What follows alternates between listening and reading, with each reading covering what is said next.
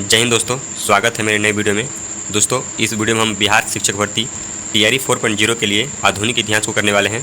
साथ ही आधुनिक इतिहास को हम लोग बीपीएससी के घटना चक्र से करने वाले हैं। तो चलिए दोस्तों, वीडियो को स्टार्ट करते हैं। तो दोस्तों, यहाँ पहला प्रश्न है, ब्रह्म समाज की स्थापना हुई थी। ऑप्शन है 1827 में, 1829 में, 1831 ईस्वी में या फिर 1843 ईस्वी में। तो दोस्तों, इसका राइट आंसर हो जाएगा ऑप्शन नंबर में से कोई नहीं दोस्तों, क्योंकि दोस्तों ऑप्शन में भी कोई भी नहीं दिया हुआ है, क्योंकि ब्रह्म समाज की स्थापना 1828 ईस्वी को हुई थी। 1828 ईस्वी को दोस्तों 20 अगस्त 1828 ईस्वी को हुई थी और ब्रह्म समाज की स्थापना राजा राम मोहन राय के द्वारा हुई थी। तो दोस्तों यहाँ पर ऑप्शन में कोई भी नहीं दिया हुआ है, तो इसलिए इसमें से कोई भी नहीं हो जाएगा। हालांकि इनमें से कोई नहीं ऑप्शन नहीं है, लेकिन फिर भी इनमें से कोई भी आंसर नहीं होगा। इसका आंसर 20 अगस्त 1828 होगा। साथ ही दोस्तों, इसके एक्सप्लेनेशन को देख लेते हैं। दोस्तों, राजा राम मोहन राय ने 20 अगस्त 1828 ईस्वी को ब्रह्म समाज की नाम से एक नए समाज की स्थापना की, जिसे आगे चलकर ब्रह्म समाज के नाम से जाना गया। इस समाज ने मूर्ति पूजा का विरोध किया। साथ ही दोस्तों, इसको ध्यान में रखिएगा कि ब्रह्म समाज ने किसका विरोध किया, तो मूर्ति पूजा का। एक ब्रह्म की पूजा का उपदेश दिया। यह ऐसे लोगों की जमात थी जो ईश्वर की एकता में विश्वास करते थे, ईश्वर की एकता में विश्वास करते थे और मूर्ति पूजा से अलग थे। इस नवीन धर्म में सामाजिक रीति रिवाजों एवं धार्मिक कर्मकांडों के लिए कोई स्थान नहीं था, अर्थात ये बाह्यडम्बरों को व्यर्थ मानते थे। ब्रह्म समाज ने रंग, वर्ण अथवा मत पर विचार किए बिना मानव मात्र के प्रति प्रेम तथा जीवन के उच्चतम विधि के रूप में मानवता की सेवा पर विशेष बल दिया। इसलिए दोस्तों, दिए गए विकल्प में कोई भी सही नहीं है। तो ब्रह्म समाज की स्थापना दोस्तों राजा राम मोहन राय ने 20 अगस्त 1828 ईस्वी को हुई थी। इसको आप ध्यान में रखिएगा। बढ़ते हैं अगले प्रश्न पर। अगला प्रश्न है दोस्तों, राजा राम मोहन राय द्वारा ब्रह्म समाज की स्थापना कब की गई? ऑप्शन है 1816 ईस्वी में, 1820 ईस्वी में, 1828 ईस्वी में या फिर 1830 ईस्वी में। तो दोस्तों, इस प्रश्न को अभी हम लोग ऊपर में किए हैं, तो इसका आंसर करने का प्रयास कीजिए। तो दोस्तों, इसका राइट आंसर होगा ऑप्शन नंबर सी, 1828 ईस्वी में। अभी ऊपर में दोस्तों हम लोगों ने प्रश्न को किया 20 अगस्त 1828 ईस्वी को राजा राम मोहन राय ने ब्रह्म समाज की स्थापना की थी। साथ ही दोस्तों, इसमें इन्होंने ईश्वर की एकता में विश्वास को रखा था और जो मूर्ति पूजा है उसको इन्होंने व्यर्थ माना था। अगला प्रश्न है, सती को गैर कानूनी किसने घोषित किया? ऑप्शन है Warren Hastings, William Bentinck, Cornwallis या फिर कर्जन। उपयुक्त में से कोई नहीं या एक से अधिक। तो दोस्तों, इसका राइट आंसर हो जाएगा option number B, William Bentinck. दोस्तों, विलियम बेंटिक ने सती प्रथा को अंत किया था 1829 ईस्वी में। आपको याद होगा दोस्तों, 1829 ईस्वी में विलियम बेंटिक ने सती प्रथा का अंत किया था। साथ ही दोस्तों, सती प्रथा का अंत करने के लिए किसने इनसे अनुरोध किया था? तो वे थे राजा राम मोहन राय। राजा राम मोहन राय ने सती प्रथा को अंत करने के लिए विलियम बेंटिक का अनुरोध किया था और विलियम बेंटिक ने 1829 ईस्वी में इस प्रथा को अंत कर दिया था। अगला प्रश्न है, फराजी आंदोलन के विरोध में 1893 ईस्वी में ढाका में तायूनी आंदोलन किसने चलाया था? ऑप्शन है कलकत्ता के सैयद अमीर अली, अलीगढ़ के सर सैयद अहमद, पटना के हसन इमाम, जौनपुर के करामत अली या एक से अधिक कोई नहीं। तो दोस्तों, इसका राइट आंसर हो जाएगा ऑप्शन नंबर डी, जौनपुर के करामत अली। जौनपुर के करामत अली दोस्तों इसका राइट आंसर हो जाएगा। दोस्तों, फराजी आंदोलन के विरोध में 1893 ईस्वी में ढाका में तायूनी आंदोलन जौनपुर के करामत अली ने चलाया था। इसको ध्यान में रखिएगा। बढ़ते हैं अपने अगले प्रश्न पर। उससे पहले दोस्तों इसके एक्सप्लेनेशन को भी देख लेते हैं। फराजी आंदोलन के विरोध में 1838-39 ईस्वी में ढाका में तायूनी आंदोलन चलाया गया, जिसका नेतृत्व जौनपुर के करामत अली ने किया। फराजी आंदोलन की शुरुआत 1818 ईस्वी में। इसको भी ध्यान में रखिएगा दोस्तों, फराजी आंदोलन की शुरुआत कब हुई थी? तो 1818 ईस्वी में हाजी शरीयतुल्लाह ने की थी। फराजी आंदोलन की शुरुआत 1818 में हाजी शरीयतुल्लाह ने की थी। इस आंदोलन का प्रमुख क्षेत्र पूर्वी बंगाल था तथा इसका उद्देश्य क्षेत्र के मुसलमानों के बीच मौजूद सामाजिक नवाचारों या गैर इस्लामिक प्रथाओं का उन्मूलन करना था। साथ ही दोस्तों नोट में दिया हुआ है कि तायूनी आंदोलन का प्रारंभ 1839 ईस्वी में हुआ था, न कि 1893 में।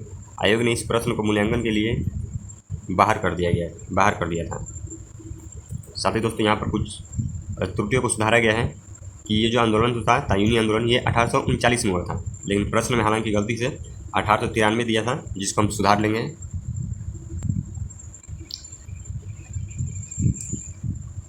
अगला प्रश्न है, सर सैयद अहमद खां के सबसे कटु आलोचक कौन थे?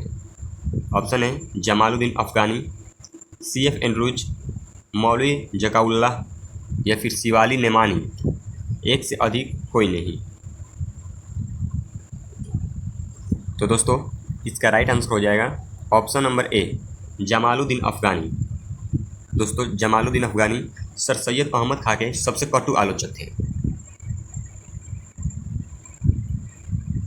साथ ही दोस्तों इसके भी एक्सप्लेनेशन को देख लेते हैं।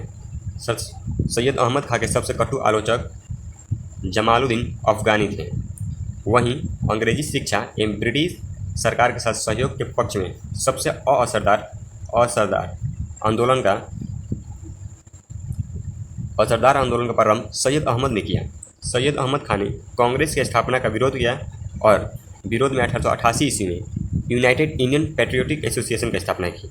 साथ ही दोस्तों इसको भी ध्यान रखिएगा कि जो सैयद अहमद थे वे कांग्रेस का हमेशा विरोध करते थे, वे कांग्रेस को पसंद नहीं करते थे। और साथ ही दोस्तों 1888 ईस्वी में इन्होंने यूनाइटेड इंडियन पैट्रियोटिक एसोसिएशन की भी स्थापना की। इसको भी दोस्तों ध्यान में रखिएगा। अगला प्रश्न है, किसकी कानूनी समस्या का समाधान हेतु महात्मा गांधी को 1893 में दक्षिण अफ्रीका बुलाया गया था? ऑप्शन है दोस्तों कश्मीर के शेख अब्दुल्ला, बंगाल के तितू मीर। अगले ऑप्शन पर बढ़ते हैं। अगला ऑप्शन है बिहार के इमदाद इमाम, गुजरात के दादा अब्दुल्ला, एक से अधिक या कोई नहीं। तो दोस्तों इसका राइट आंसर हो जाएगा ऑप्शन नंबर डी गुजरात के दादा अब्दुल्ला। इन्हीं के लिए दोस्तों इन्हीं की वकालत करने के लिए अफ्रीका गए थे 1893 ईस्वी में। और साथ ही दोस्तों 1893 ईस्वी में ही विश्व धर्म सम्मेलन शिकागो में हुआ था, जहां पर स्वामी विवेकानंद गए थे। और उसी वर्ष 1893 ईस्वी में महात्मा गांधी और अफ्रीका गए थे गुजरात के दादा अब्दुल्ला के वकालत करने के लिए।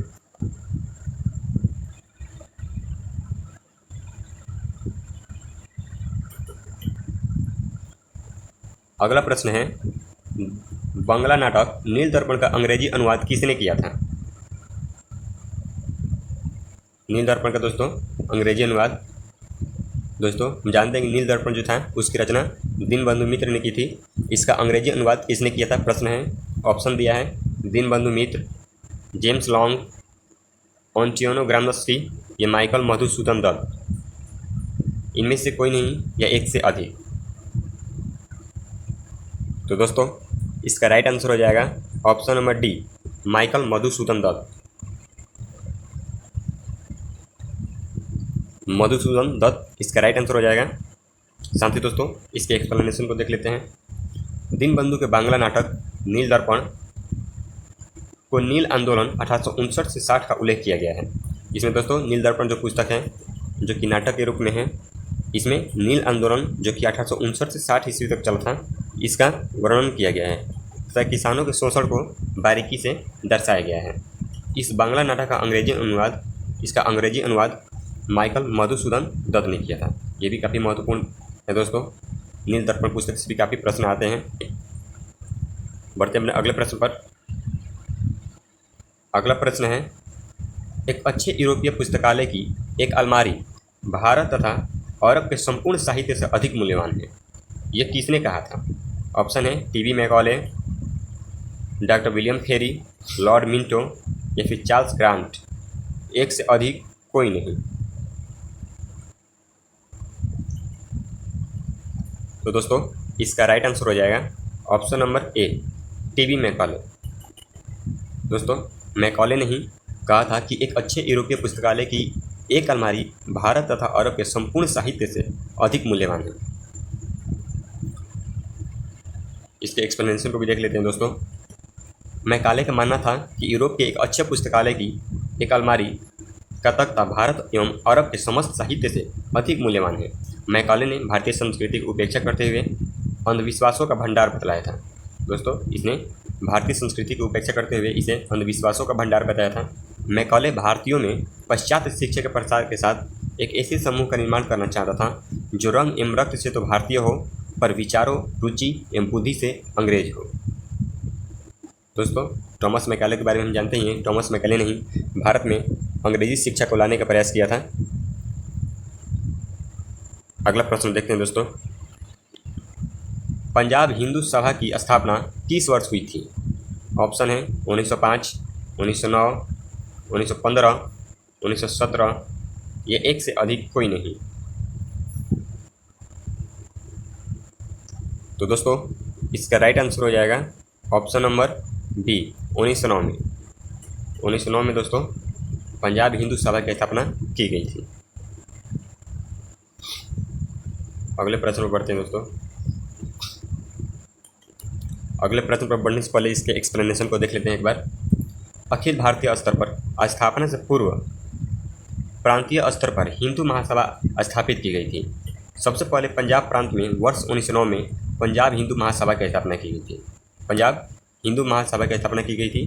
पंजाब के बाद बंगाल तथा संयुक्त प्रांत में हिंदू सभा की स्थापना हुई। राष्ट्रीय स्तर पर हिंदू महासभा की स्थापना अप्रैल 1915 ईस्वी में हरिद्वार में हुई थी। यदि राष्ट्रीय स्तर पर बात की जाए दोस्तों हिंदू महासभा की स्थापना, तो अप्रैल 1915 ईस्वी में हरिद्वार में हुई थी, कुंभ के मेले के दौरान। कुंभ के मेले के दौरान दोस्तों हुई थी। दोस्तों, हम जानते हैं यदि कुंभ के मेले की बात करें तो कुंभ का जो मेला है दोस्तों वे साल में 12 साल में एक बार लगता है और वो 4 जगहों पर लगता है। 12 साल में दोस्तों एक बार लगता है और साथ ही भारत में 4 जगहों पर लगता है कुंभ मेला। अगले प्रश्न पर बढ़ते हैं दोस्तों। अगला प्रश्न है निम्नलिखित में से कौन सा युग्म सही है? ऑप्शन है पहला 1905 बंगाल विभाजन, 1908 कांग्रेस में फूट, 1919 रॉलेट सत्याग्रह। तो दोस्तों, इसका राइट आंसर हो जाएगा ऑप्शन नंबर सी, पहला और तीसरा सही है। पहला और तीसरा। दोस्तों, बंगाल विभाजन 1905 में हुआ था लॉर्ड कर्जन के समय, सभी लोग जानते हैं। जबकि कांग्रेस में जो फूट थी अर्थात कांग्रेस में जो विभाजन हुआ था वो 1908 में न होकर 1907 में हुआ था। कांग्रेस में दोस्तों विभाजन जो था वो 1907 में हुआ था, 1908 में नहीं हुआ था। और रॉलेट एक्ट 1919 में हुआ था जिसके वजह से जलियांवाला बाग का हत्याकांड भी हुआ था, ये भी जानते हैं। तो इस तरह से पहला और तीसरा ये दोनों सही हो जाएगा, जबकि दूसरा गलत हो जाएगा क्योंकि कांग्रेस में फूट या कांग्रेस में विभाजन 1907 ईस्वी में हुआ था। इसके भी एक्सप्लेनेशन को देख लेते हैं दोस्तों। वही बात इसमें दी हुई है कि बंगाल विभाजन जो था 1905 ईस्वी में और लॉरेट सत्याग्रह 1919 में हुआ था। कांग्रेस में फूट या कांग्रेस विभाजन की बात करें तो 1907 ईस्वी में सूरत अधिवेशन में हुआ था। साथ ही दोस्तों, यदि सूरत अधिवेशन की बात करें तो 1907 ईस्वी का जो सूरत अधिवेशन हुआ था उसकी अध्यक्षता की थी रस बिहारी बोस ने, लेकिन वहाँ पर मतभेद हो गया नरम दल और गरम दल में, जिसकी वजह से नरम दल और गरम दल दोनों अलग हो गए और 1908 ईस्वी में पुनः अधिवेशन हुआ और वहाँ पर पुनः रस बिहारी बोस ने ही 1908 ईस्वी में भी अध्यक्षता उन्हें नहीं की। अगला प्रश्न है निम्नलिखित में से कौन सी घटना सबसे पहले हुई? ऑप्शन है संथाल विद्रोह, बिरसा मुंडा का विद्रोह, ताना भगत आंदोलन, एक से अधिक या कोई नहीं। तो दोस्तों, इसका राइट आंसर हो जाएगा ऑप्शन नंबर ए, संथाल विद्रोह। संथाल विद्रोह दोस्तों बिरसा मुंडा विद्रोह और ताना भगत आंदोलन से पहले हुई थी, क्योंकि दोस्तों संथाल विद्रोह जो था ये 1855-56 के करीब हुआ था, 1855-56 के करीब हुआ था। जबकि बिरसा मुंडा का विद्रोह 1899, कहीं कहीं पर 1899 देता है दोस्त, जबकि कहीं कहीं पर 1895 भी देता है। लेकिन ताना भगत आंदोलन 1920 ईस्वी में हुआ था, 1920-21 के करीब ताना भगत का आंदोलन हुआ था। तो जिस वजह से संथाल विद्रोह पहले हो जाएगा। इन तीनों घटनाओं में जो संथाल विद्रोह है ये पहले हो जाएगा, क्योंकि संथाल विद्रोह बुद्धो और कान्हू के नेतृत्व में हुआ था और 1855 से 56 में हुआ था। तो इस तरह से इन तीनों में संथाल विद्रोह पहला हो जाएगा। साथ ही दोस्तों यहाँ पर दिया भी हुआ है ये संथाल विद्रोह जो था 1855 से 56 में हुआ था, यहाँ पर दिया हुआ है, आप देख सकते हैं। बिरसा मुंडा विद्रोह 1899 से 1900 ईस्वी तक हुआ था। कहीं कहीं पर दोस्तों कुछ किताबों में 1895 भी देता है, इसको भी ध्यान में रखिएगा, कभी कभी 1895 भी दे देता है। ताना भगत आंदोलन 1914 में प्रारंभ हुआ था, कहीं कहीं पर 1920 भी दे देता है दोस्तों। ताना भगत जो था वो यात्रा भगत के नेतृत्व में प्रारंभ किया गया था। बिरसा मुंडा का विद्रोह बिरसा मुंडा ने नेतृत्व किया था, और संताल विद्रोह में सिद्धू और कान्हू ने नेतृत्व किया था। अगला प्रश्न है दोस्तों, मिलान करना है। दोस्तों इसे मिलान करना है कि मैकडोनाल्ड ने इसमें से कौन सी व्यवस्था को लाया था, लिंथुओ ने, डलहौजी ने, चेम्सफोर्ड ने। तो दोस्तों इसका मिलान कीजिए। तो दोस्तों इसके मिलान में हो जाएगा दोस्तों, जो मैकडोनाल्ड था, मैकडोनाल्ड चला जाएगा कम्युनल अवार्ड में, मैकडोनाल्ड कम्युनल अवार्ड में चला जाएगा दोस्तों। और लिंथुओ जो है ये अगस्त प्रस्ताव में चला जाएगा। साथ ही दोस्तों डलहौजी जो है वे डॉक्ट्रिन ऑफ लैप्स, हड़प नीति लाया था। हड़प नीति के बारे में आप दोस्तों जानते होंगे। हड़प नीति में क्या होता था, यदि किसी राजा का उत्तराधिकारी जब नहीं होता था तो डलहौजी जो था उसके पूरी शासन व्यवस्था को, उसके पूरे अधिकार क्षेत्र को हड़प लेता था और अपने क्षेत्र में उसके क्षेत्र को मिला लेता था। चेम्सफोर्ड की बात करें तो चेम्सफोर्ड ने द्वैत प्रशासन को दिया था। तो इस तरह से दोस्तों इन चारों को हम लोगों ने मिला दिया है। इस तरह से दोस्तों हमारा प्रश्न यहीं पर समाप्त होता है। दोस्तों मिलते हैं अगले वीडियो में, तब तक के लिए धन्यवाद।